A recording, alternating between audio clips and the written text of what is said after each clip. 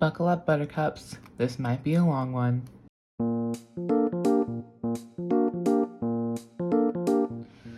Hello, fellow humans. Today, we're talking goals. And if you watched my previous video about my planner lineup, then you will know that this is my goal setting planner I'm using for 2022. And I have been doing a lot of soul searching these last couple weeks. I mean, honestly, for the last 2 years, but I finally pushed myself into action these last couple weeks. I've had this planner for a couple months and used it for 1 month, sort of for a second month, and then it fell by the wayside as a lot of things did in my personal life in November and December. That's because I started a new anti-anxiety medication, Zoloft Z-Train, and there were a lot of physical side effects that just left me unable to do a whole lot. I had debilitating fatigue, stomach issues, sleeplessness, which led to more fatigue. So it definitely was an adjustment, and it took me a little while to find my groove, get acclimated, and for my body to get used to what was happening. Luckily, the mental effects I had were all positive.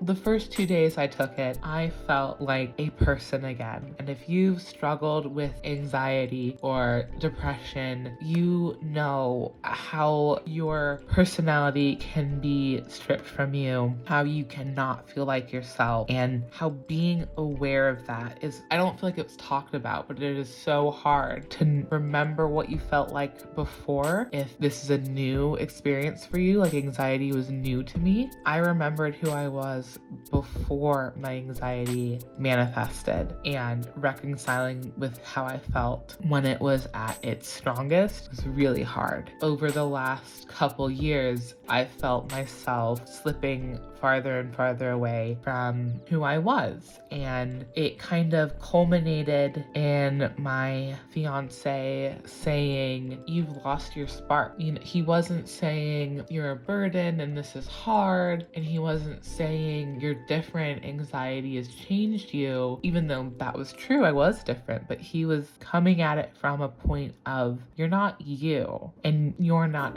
happy as this new version. Now, he said it about a year ago, and I've been stewing on it, and my anxiety just got a lot worse this summer, despite things being objectively better for me in my life, which further pointed to my anxiety being on the front seat, not any logical part of my brain. And it kind of solidified that my anxiety was no longer something I could control through sheer willpower. And it was something that was really harming my everyday home life and was not letting me be the partner I wanted to be, the person I wanted to be. You know, I'm really grateful that my spouse to be kind of pushed me to consider medication. He's been on antidepressants for most of his teen and adult life, and he could see the signs and encouraged me to explore that option. Not saying it was the only option or it was a guaranteed fix, but that there was a possibility that medication might make things a lot easier for me. And here I am, feeling a lot better. And part of not being consumed by anxiety all the time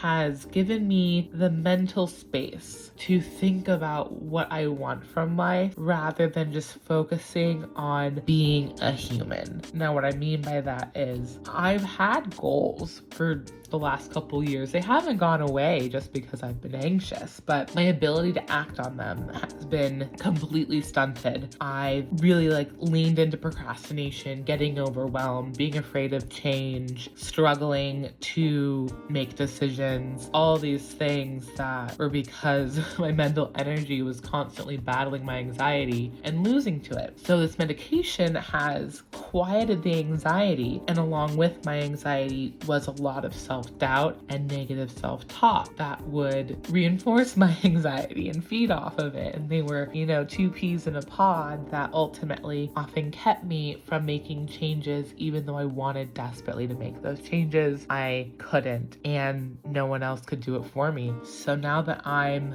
medicated, I feel like there's space in my brain. There's space for planning. There's space for goal setting and hope and excitement for change. Change is no longer this scary thing that would happen to me. I can see it as the possibility for adventure, for learning. To be challenged is a welcome feeling. And I attribute that to no longer being completely controlled by my anxiety. So now that I am feeling like a person again, I'm getting hungry for growth. And that is where my goals come in. Thank you for coming to my TED Talk. So now I will walk you through how I'm going to use this newfound confidence and energy and excitement and momentum to follow through with goals for 2022. Welcome to my mind map. So for 2022, I decided to implement the foundations from MakseLife through a combination of the printables that they have on their website for free, other YouTubers and folks who are using this system, such as Llama Letters, also known as Cindy, and I did get this specific mind map exercise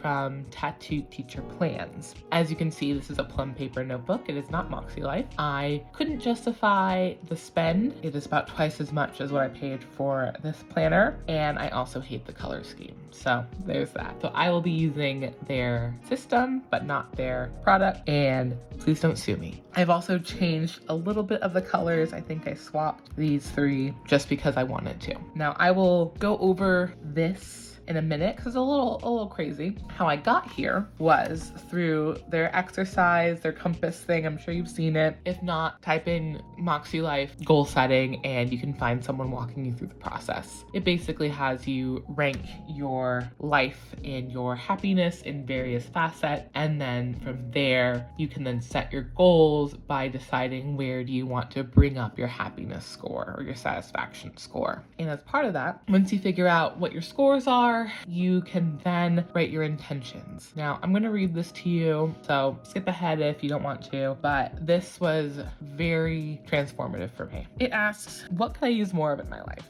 Physical activity, fulfillment, creative outlets, quality time with Paul, follow through, journaling. What could I use less of? Anxiety, procrastination, excuses, self-doubt, smoking, DoorDash, and buying new clothes. What characteristics do I want to nurture in 2022? I want to nurture ambition, creativity, routine, follow through, playfulness, confidence, and joy. Now, 3 habits I want to develop this year are exercise and eating at home, exercise through weights, like weightlifting, daily art practice, and keeping the house clean. This is mainly because I found that having a cleaner house leads me to a more peaceful mind and a less stressed out home experience.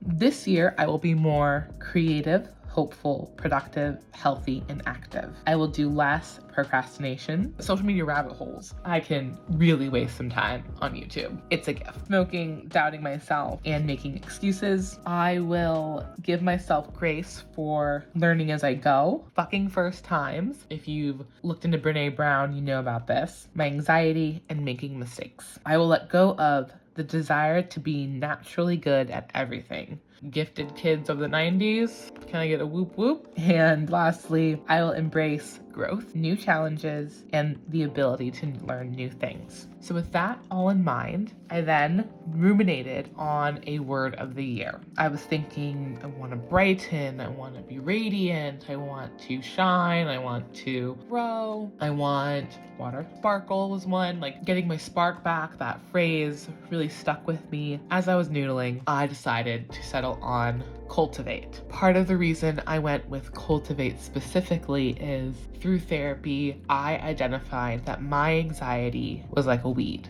and I felt like I was constantly cutting off the tops of this weed. I was getting the leaves, I was getting everything above the surface, but my anxiety ran deeper than that. And under the surface, I felt like there was a network of weed, and it was my anxiety, and it was buried deep in me, and all the therapy in the world felt like I was only tackling my anxiety on a case-by-case basis, on a surface level. I'd feel great after I talked through an issue, but I knew that by the next session, there'd be something else. It was like whack-a-mole. And it wasn't that these issues were related to the trauma that led me to having anxiety. It was just in everyday life, I would experience anxiety, and it was disproportionate to the stressors and challenges I was facing. And it was getting harder and harder to manage it. And, I could visualize my anxiety as its own entity, and I would move it to the passenger seat and I'd be in control. But honestly, it felt like I was spending my whole day using tricks to manage my anxiety. And my days were getting away from me. And you can only manifest and visualize and do the work so much before you get beat down by the fact that it's not getting better. It was a temporary relief. And that, along with conversations with my partner, again led me to exploring medication, because I was doing everything right, and yet I wasn't making any progress, and I wasn't feeling better long term, and I was afraid that it was only getting worse. It was compounding, and I was letting the roots grow deeper and stronger, and I was afraid of what was to come, and how strong a hold my anxiety would have on me. Insert medication. I feel like I'm finally tending to those weeds. I am ripping them out from the root, and I am making space for experiences and feelings that aren't tied to my anxiety, that aren't consumed by my anxiety. I have room to breathe and think and create in ways that I didn't before, and I feel so validated in recognizing that that was how I was feeling, because my therapist is and she admitted it, she's, not averse to medication, but really wants to try everything else first, and probably would have had me do more journaling and meditation. And I was like, no, it's bigger than that. I know how I feel. And especially, again, I know how I felt before anxiety, and I was becoming such a different person, or I wasn't even feeling like a person. My reality did not feel like mine anymore. And having since been on medication and having felt the mental effects, I am completely correct in my assessment, and I have space again. And I am so grateful that it worked for me in the first medication that I tried, despite the physical challenges. It was so worth it. Normally I'm not one to do a word of the year. I've never done it before. I don't really do intention setting. I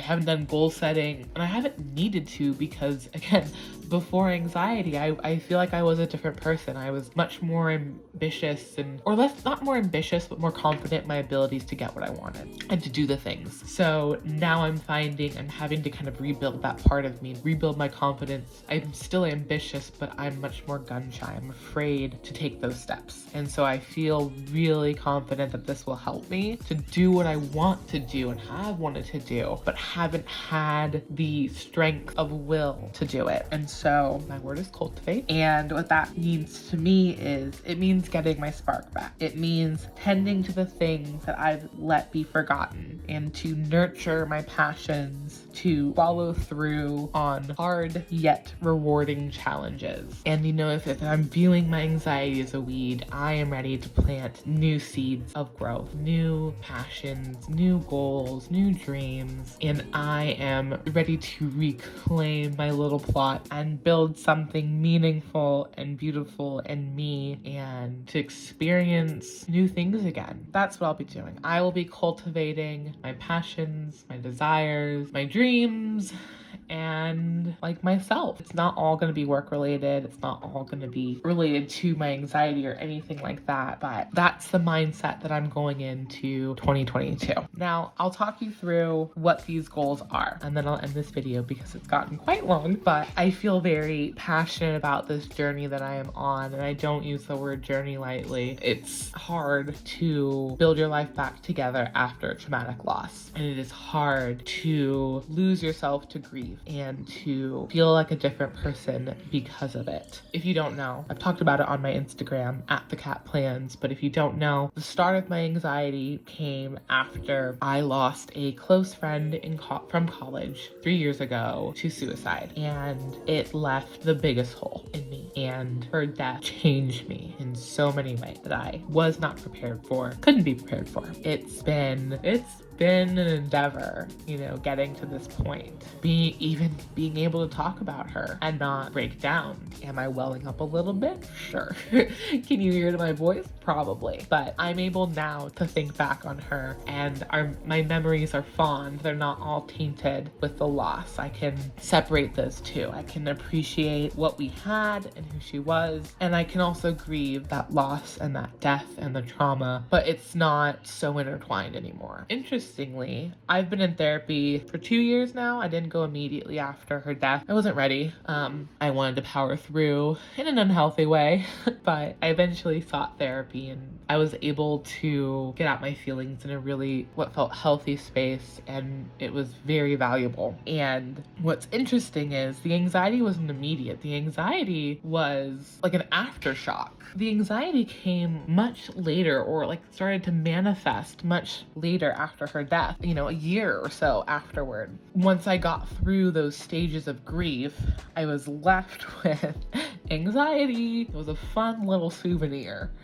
And so through therapy, I was able to work out my grief, my very strong feelings about her death. And then it became dealing with my anxiety and the aftermath of her death. And it was no longer my feelings about my friend and losing my friend, but coping with who I was as a person now that I've gone through that loss. And it changed me in ways that no other loss has. It definitely triggered my anxiety. The genetic groundwork was laid from both sides of my family, but I had yet to tap into it. My point is, I have been dealing with anxiety for years, and it has only been getting worse, and I am finally ready to tackle other things, and that's what I'll be doing in 2022. A lot of these have been things I've wanted to do for the past couple years, and even before, but the wind got knocked out of me, and only now do I feel like I can take a full breath. So for 2022, I will be working on, in no particular order, these will be doled out as monthly tasks as I go through the month. For work and learning, I will be focusing on creativity and growth through a rebrand and redo of my website, doubling my online portfolio, working on